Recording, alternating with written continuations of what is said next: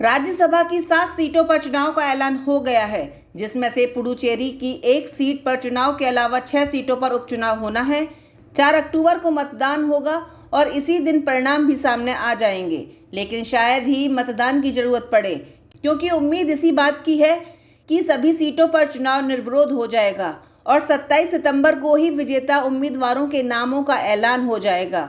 लेकिन जिस राज्य में जिस दल की सत्ता है, उसी का उम्मीदवार उपचुनाव में जीतेगा, ये पहले से ही तय है। यदि क्रॉस वोटिंग ना हो तो सत्ताधारी दल के उम्मीदवार का हारना बेहद मुश्किल है।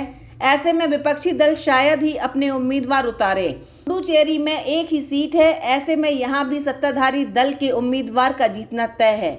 अब जो समीकरण है उसके अनुसार इन 7 सीटों में से बीजेपी को 2 सीटों के अलावा 1 सीट पुडुचेरी को भी मिलना तय है।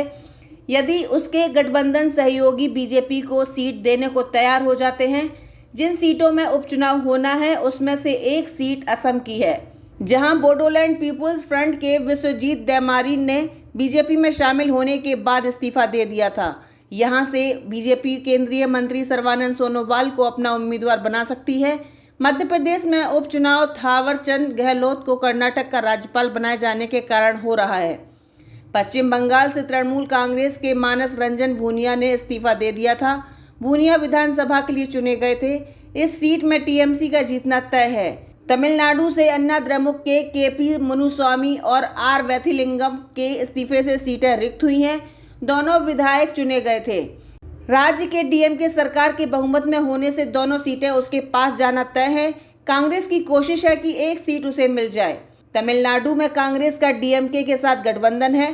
पुडुचेरी में राज्यसभा सीट एन गोकुल कृष्णन का कार्यकाल खत्म होने से खाली हो रही है। उनका कार्यकाल 6 अक्टूबर को समाप्त हो रहा है।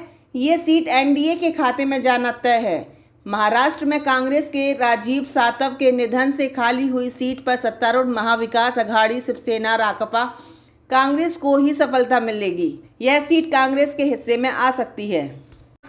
आपको ये वीडियो कैसा लगा हमें कमेंट बॉक्स पर बताइए, और अगर आप ये वीडियो फेसबुक पर देख रहे हैं तो हमारे फेसबुक पेज को फॉलो करिए, और अगर आप ये वीडियो यूट्यूब पर देख रहे हैं तो हमारे चैनल को सब्सक्राइब करिए।